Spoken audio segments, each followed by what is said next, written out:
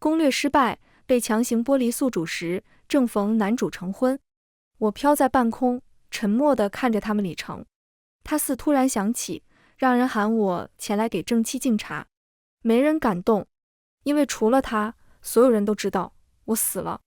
大家好，欢迎收看达达听书。攻略失败前，我就变得很嗜睡。男主沈燕安拿我试药，只为了救他的白月光。我也曾哭着求他放过我，可惜我嗓子都哭哑了，也没能换来他的一丝怜悯。流水的药碗被端进冷河院，再强硬地灌入我的口鼻。渐渐的，我就什么都看不到了。今日外面有点吵闹，我心里烦闷，倒是没了睡意。侍女夏夏走了进来，还没靠近，我就闻到了浓郁的药味，心中一紧，脱口而出：我不要喝药，我不想在这个世间的最后一天也是在试药。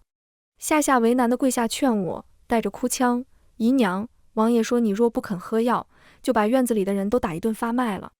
我心中难过，沈延安惯来会拿我身边的人做威胁，无奈之下，我只能接过药碗一饮而尽。将药碗递回去，我强忍口中翻涌的苦涩，轻声请求：夏夏，我想见王爷一面，你能帮帮我吗？他许久没有说话，只是扶我躺下，为我掖好被角。姨娘，王爷最近忙，你先好好休息，他说忙好了会来看您的。这话半个月来我听了无数遍了，可他一次都没来，我也已经彻底失望。喝了药，我有些困倦，慢慢闭上了眼，脑海中响起系统冰冷的倒计时。攻略任务失败，倒计时5、4、3、2、1。灵魂被强行脱离宿主的那刻，光明也再次降临。我回头看了眼躺在床上脸色雪白的女子，认命地朝外飘去。我没有立刻回去原来世界，而是飘到了王府正堂。这里张灯结彩，红绸高挂，一派喜气洋洋。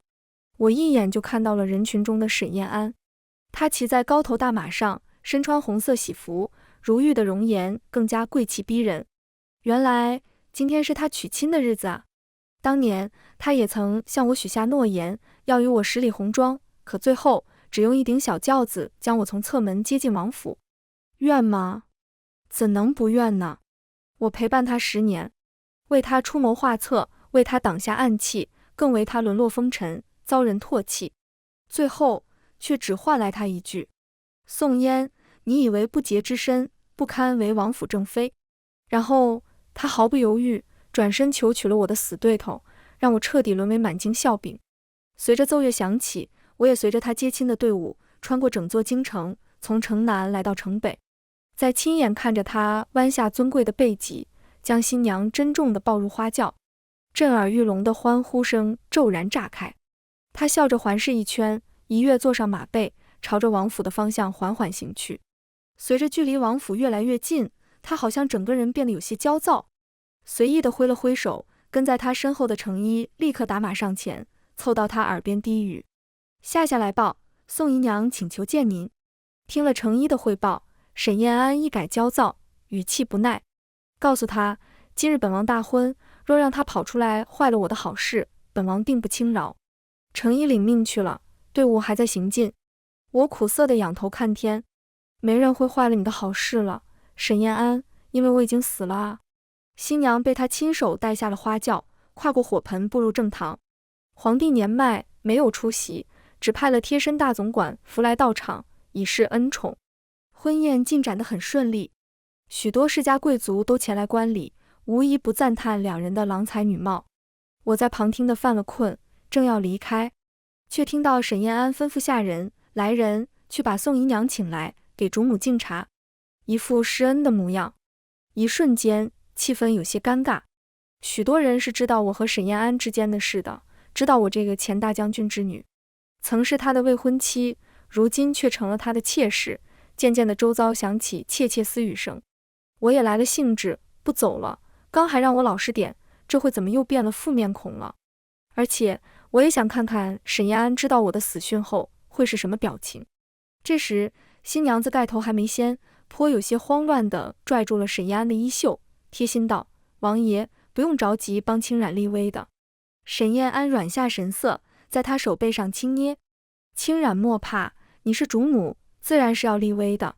柳青染故作羞涩地低下头，我却看到他骤然扭曲的五官，还挺吓人的。我转开眼睛，不再看他。下人很快便去了，却迟迟没有回来。等待的时间里，沈燕安脸色逐渐变得难看，看了程一眼。程一领命，悄然退了出去，却也过了许久才回来。刚回来，就沉着脸跪在了地上。王爷，宋姨娘重病在床，无法过来。她撒谎了。我诧异地看向程一，果然见他双拳紧握，背脊颤抖。我心中有些了然，怕是大婚之日有人去世，怕晦气，倒也能理解。可沈燕安听了却暴跳如雷，顺手捞过侍女手中热茶，直接砸到程一额头。茶水滚烫，程一并未避让，无视宾客的低呼。沈燕安咬着牙怒骂：没用的东西，连个人都请不动。而程一的额头很快冒出鲜血，成婚当天见血是很不吉利的一件事。就连一向端庄的柳青染都被吓了一跳，娇弱惊呼：王爷！沈燕安顺势就将他搂入怀中，低声安慰：别怕，本王在呢。王爷！程一还要开口再说什么，却被沈燕安打断：自去领罚吧，换个人再去请，绑也要把他给我绑过来。一时间，王府下人纷纷变了脸色。沈燕安恍若未觉，可他这样已经让柳家人的脸面挂不住了。当即就有人出声提醒：安王爷，切莫因为不相干之人误了吉时啊。这番话说的隐晦，在场的人都人精似的，内心了然。若沈燕安坚持要将一个区区姨娘绑来，那便是当着京城众多世家大族的面，下了柳家的脸面，而柳家的背后是程房银和宫里盛宠的柳贵妃。我自然是晓得，他不可能为了羞辱我而得罪他们。果然，他满脸的暴虐顿收，随即变脸似的换上和煦的笑。对，为了低贱之人误了吉时就不好了，大婚继续。我自嘲，原来在他的眼中，左不过一个低贱之人。正堂热闹非凡，我飘得高，眼尖的看到守在角门边的夏夏。他看到程一走过去，双眼发亮，期待的小跑几步。当看到他额头凝固的鲜血后，踌躇着停在3步以外。程护卫，你受伤了？王爷他……程一别看眼，摇头。王爷他在忙，等得了贤惠安置宋姨娘的。他说的干涩，怕是连自己都不信。如今天气炎热，尸体根本等不了那么久。夏夏煞白的脸上淌下几行泪，朝他行了一礼。明知是自欺欺人，却还是开口请求。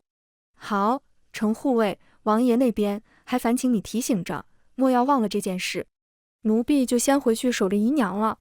夏夏性子懦，从我进入王府时便跟着我，如今肯为我做到这个份上，已然不容易。我本想跟着他一起回去冷和院的，身后却传来欢呼声。我转身望去，正看到沈燕安和柳青染行完夫妻之礼，准备送入洞房了。我和他的视线在空中交汇，那一刻，我甚至以为他看的人是我。不过，他很快收回视线，动身往婚房去，我也不由自主跟了上去。从掀盖头环节开始，沈燕安就开始有些不对劲。他神色游离，喝交杯酒时更是丝毫没有顾及新娘，仰头一饮而尽。柳青染的脸色微微变了变，最后还是选择忍耐下来。我坐在窗边，懒洋洋地看着眼前的一幕，在喜婆的声声祝福中，思绪被拉远。我和沈燕安其实也是喝过交杯酒，拜过天地的。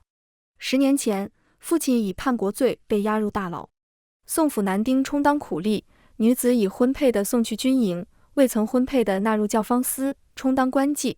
我进入教坊司的第1晚，就有人指名要我接客。曾经的大将军嫡女一朝从云端跌落，有的是人上赶着沾染。那天我割断绳索，准备逃的，却在半路被沈燕安的人给拦住，请入房中。天边最后一弯明月也被乌云遮盖，昏暗的烛光中，他神色晦暗。他用食指掐着我的下颚，迫使我抬头去看他。嫣儿，只要你乖乖在此地为我打探情报，我定会护你周全。烛光下，他端来酒杯，与我交颈而饮，许下珍重诺言。床榻上，他将我捧在手心，赞我是举世难见的明珠，洁白无染。我便犹如溺水之人寻到浮木，甘愿为之驱使。以至于后来我从教坊司脱身没几年，他又将我送入青楼，还亲手送上别人的床榻，令我受尽折辱。本王还有事，你先安歇了吧。沈燕安寡淡的嗓音响起，我朝屋中看去，止于他们二人。柳青染似乎没想到大婚之日他会让自己独守空房，开口时仍带着不可置信。王爷。沈燕安走得匆忙，半个身子已经跨到门外，闻声没有任何停顿，径直出了房门。我回头看向柳青染，却看到他侧着身，恨恨举拳砸向被褥。我心中震动不已，我竟从未发现柳青染的侧面实在是太像一个人了。我和他，一个是大将军之女，一个是城防营九门提督之女，还同时期就互相看不顺眼，只因我们都心悦沈燕安。而我抢先定下婚约，他因为此事明里暗里没少给我使绊子。若他和我一般，都只是那人替身，我不敢多想。沈燕安已经走得很远了，我只能先匆匆跟上。他走得极快，我吃力地跟在他身后。等我追着他来到一处院子，抬头望去，竟然是冷河院。他丢下新婚妻子不顾，终于良心大发来这里看我了。夏夏正在院子里清理杂草，看到沈燕安来，手中蕾丝一丢，就哭着跪了下去。王爷，您终于肯来看宋姨娘了。沈燕安皱紧眉头，盯着毫无动静的主屋，让宋嫣出来见我。夏夏哭得更大声，满目悲戚。王爷，您别怪姨娘礼仪不周，她是真的不能来给您请安了。宋姨娘她死了。我围在夏夏身旁，想伸手抱抱她，却是徒劳。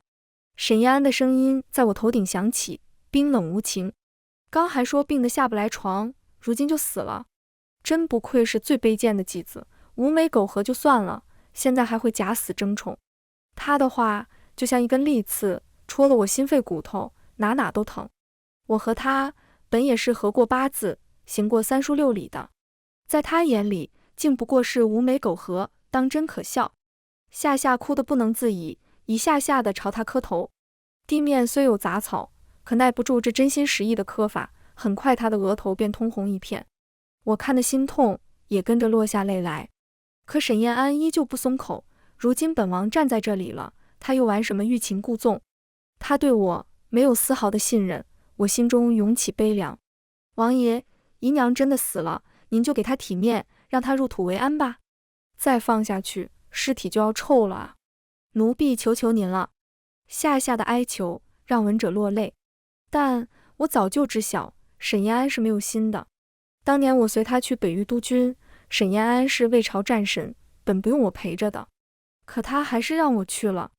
隆冬腊月，他让我穿着纱裙为将士跳舞助兴，我光着脚，忍下眼眶中汹涌的羞耻和浑身冰冷，在帐外为他们跳了一舞又一舞，直到其中一个将士醉了酒，兽性大发冲上来，扛了我就要去帐中。沈延安直接拔刀砍了他，丝毫未顾及我还在那人背上。我就那样狼狈地滚落在地上，鲜血夹杂着眼泪，将我彻底淹没。他将我拉入怀中，不顾我的难堪，豪迈地对众人大声道：自古英雄配美人，待诸位打赢这一仗，回到京城那日，本王自会珍馐美人静候。众将士们被他鼓舞得士气大振，而我便是那美人其中之一。后来他倒是也来哄过我，可我已经对他心死，不肯再看他。我和他之间的裂痕越来越深时，父亲的人找到我，道出了我宋氏一族被诬陷的秘密。若说当今圣上是杀人凶手，那么沈延安便是那个递刀的人。他心若明镜，却还是将我收入府中，用姨娘这个称呼来羞辱我。我越想越恨时，听到夏夏的惊呼。沈延安嫌恶地甩开他，留下一句：真要死了倒好，告诉他明天一早来给主母请安，若不来家法伺候。然后转身大步离开。夏夏趴在地上，不可置信地张大了嘴巴。沈延安走得决绝，就连确认下我的死讯都懒得做。在他心中，我确实什么都不算，直到他的身影看不到了。夏夏这才抽抽噎噎地站起来，走到屋里，我也跟着他飘了进去。他不顾自身伤痛，拿过梳篦仔细地替我装发。而我安静地躺在床上，就像睡着了，只是眼皮下已经泛着青灰色。其实我和柳青然长得还是有些像的，不论眉眼，亦或是身高、头发的长短，都像极了。只不过我右眼下有一颗痣，笑起来会露出虎牙，而柳青然是大家闺秀，讲究笑不露齿。可我见过她狠毒的模样，觉得她这些年装得挺累的，而且她侧着脸装柔弱的时候，简直与我一模一样。我苦笑，可我知道沈燕安心中那人向来桀骜，偏偏不会装柔弱。夏夏这边帮我收拾好妆发，又打了水，打算给我最后擦洗一次身体。随着她的动作，我的衣袖滑落，露出干瘦枯瘪的手腕来。为了给柳青然试药，我的四肢百骸早就犹如毒瓮，除了不能视物，更是连饭都吃不下，日日咳血。若说我最大的遗憾，便是没能在走之前为夏夏安排一个好的归处，但我没料到，竟真的成为了遗憾。我死后第2日，天气炎热，我的身体已经开始散发一些不好闻的味道。夏夏辰时便去了主院，静静跪在那里。沈燕安听说冷河院来人了，嘴角扯出一个得意的笑，故意和柳青然在屋内腻歪了一会儿，才相携出现。只是在看到院中只有夏夏后，冷下了神色。俩人就像没有看到有人，任他跪着，开始用早膳。桌子上摆着一碟绿豆糕，是我平日里爱吃的。柳青然却直接将绿豆糕挥到一旁，夹起一块水晶糕塞到沈燕安的口中。早晨还是吃些清淡的。好，你也吃。俩人琴瑟和鸣，一派岁月静好的模样。夏夏却在这时打断了他们，她言辞悲伤，说得急，眼眶浮着泪意。宋姨娘从入府便日日为王妃试药，是药3分毒，药性入骨，日日咳血呕吐，直至双目失明，都未曾有过半分埋怨。只在死前提过一次，能不能见王爷一面，以全了这些年的情分。可王爷非但不肯见他，还正在欢喜地迎娶他人。如今宋姨娘人已经不在了，求王爷给他一个体面，莫要让他黄泉路上太过凄凉。我着实为他捏了一把汗，他这是在挑衅王权。果然，沈燕安眉头狠狠皱在一起，下意识抬手挥开了柳青然凑在近前的手。啪的一声，柳青然的手背瞬间通红一片，他撒娇痛呼：“王爷！”我笑了，他扮柔弱时确实与我极其相似，但沈燕安如今盛怒，怕是不能怜香惜玉了。果然，他冷下神色，扶王妃回房休息，丝毫不顾他的脸面。柳青然抿着嘴角，忍了又忍，最终狠狠剜了夏夏一眼，这才不甘地回了房。沈燕安带人走了，缓缓开口，可一张嘴便是数落我的恶毒。宋嫣眼里到底还有没有本王了？装死博宠装上瘾了，真是无知蠢妇。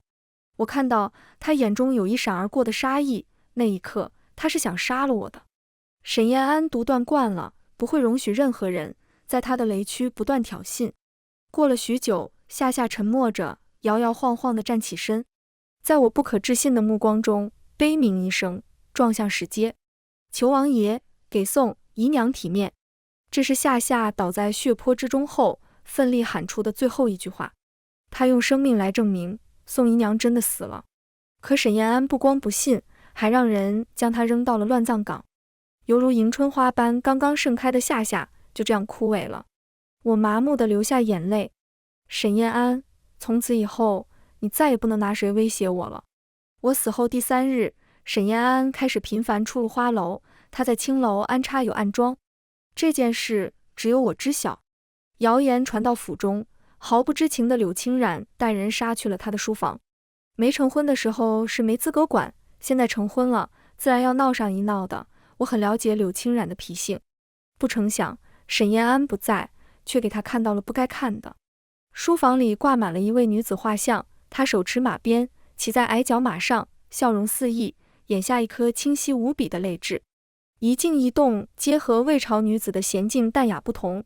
这也是我第一次进入她的书房。画上的齐装女子熟悉又陌生，跟在柳青然身后的侍女笑着恭维：王爷真是将王妃疼爱到心尖尖里了，竟然挂了这么多您的画像，日日都能看到。柳青然反手就给了他一巴掌，瞪着血红的眼睛砸了书房。我在旁看着他发疯，不过一个替身罢了，若非他身后是城防营，沈延安未必看得上他。如今却赶砸了他的珍重之物，怕是沈延安不会轻易放过他。世人皆说情爱会蒙蔽人的双眼，柳青然脑回路清奇地认为，这话中人就是我宋嫣。砸了书房不够，还带着人杀去了冷河院。他杀气腾腾地命人推开房门，这回没有人阻拦，他上来就要扯我。贱人，给我滚下来！我躺尸3天了，身下已经有了黄色尸水。他这一扯，我半个身子从床上滑落在地，尸水糊了他整只手。柳青染尖声大叫后，这才相信我是真的死了。他派人去找沈延安禀告，我也跟了去。可沈延安始终认为我在玩什么花样，很是不耐。死了就死了，扔到乱葬岗去，给他长长教训。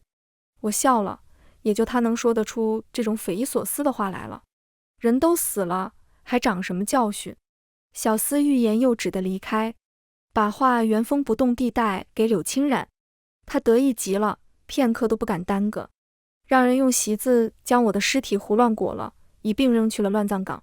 若非我尸臭难闻，他怕是要亲自动手，再补我2刀。倒不是他狠毒至此，换做我，怕也会这么做。柳青然把动静闹得很大，不过一炷香的功夫，全京城都知晓。安王府死了个姨娘，还是最不招待见那个，以至于沈延安从花楼回去王府这一路，被各种目光洗礼。他怒极了，冲到冷河院想找我算账，可这里已经空无一人。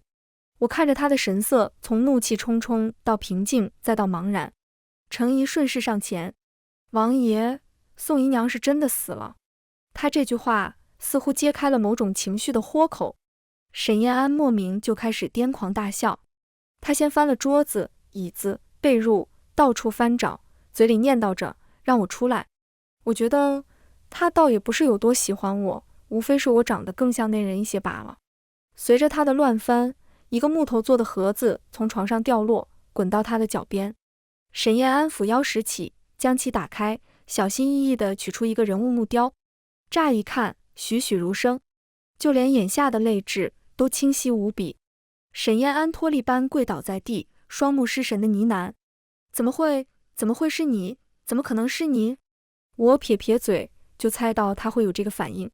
那里面的东西毕竟是我为他精心准备的，用的是这世间也只有巫族才会有的神木，上面刻画着一位明艳少女，赫然与沈延安书房里的画像是同一个人。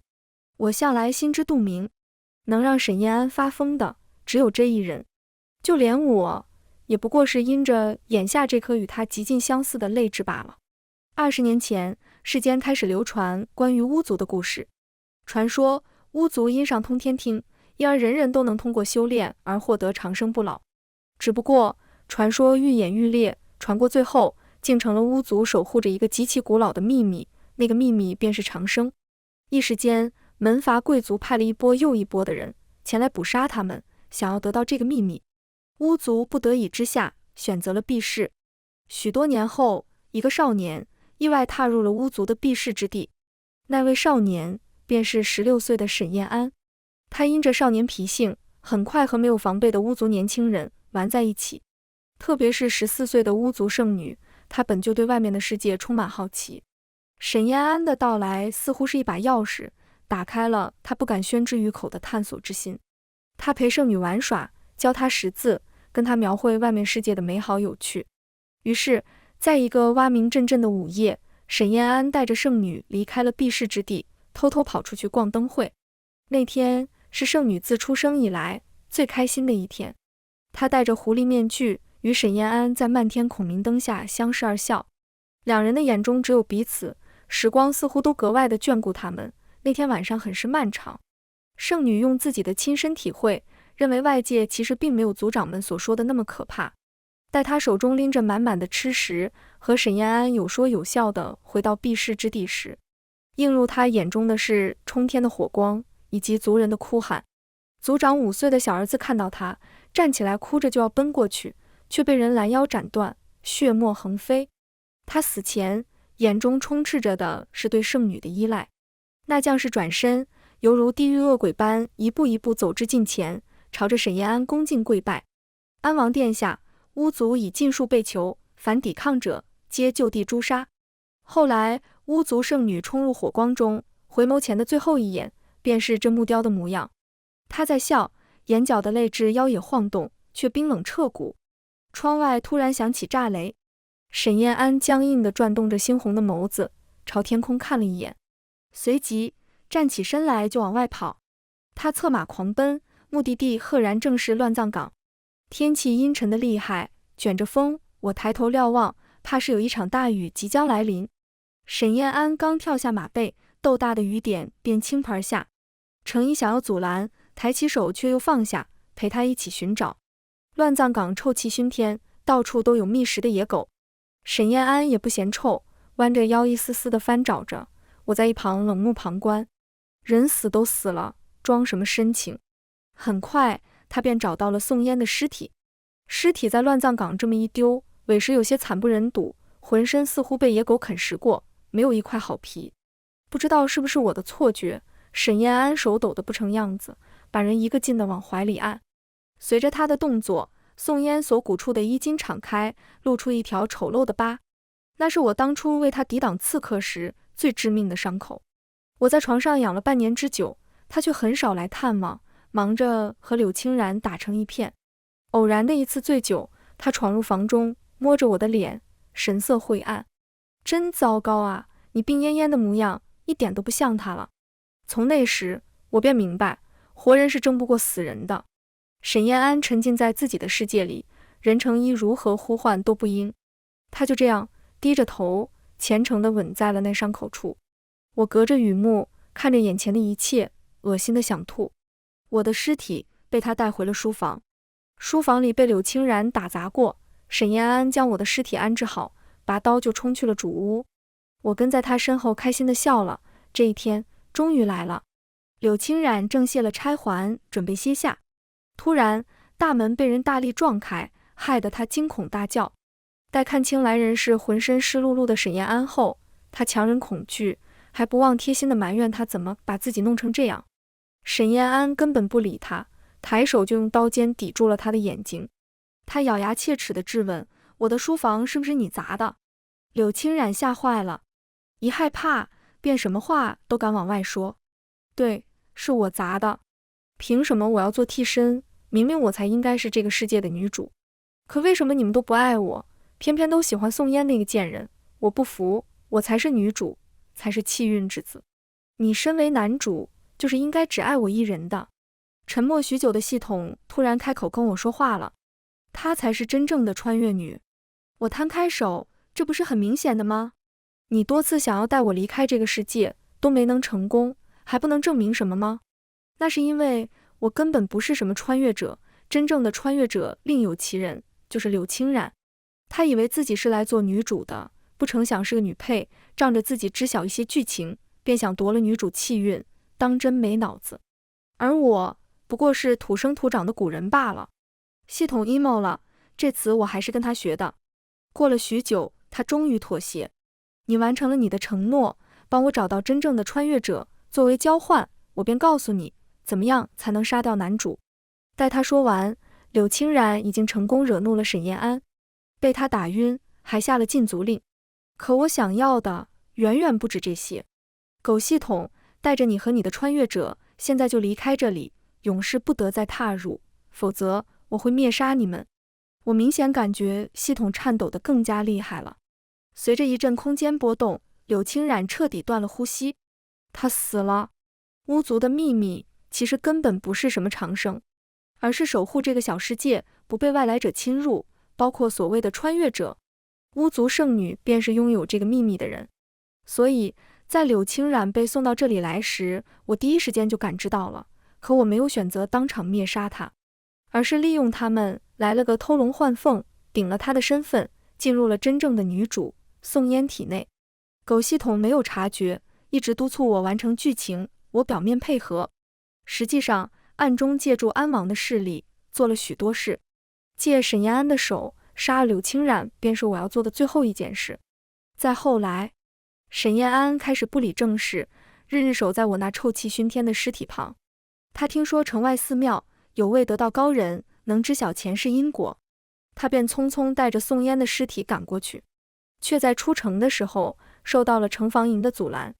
柳青然死在了安王府，他的大哥倒是真心疼爱他，与安王在城门口发生了争执，不慎踢断了我的手臂。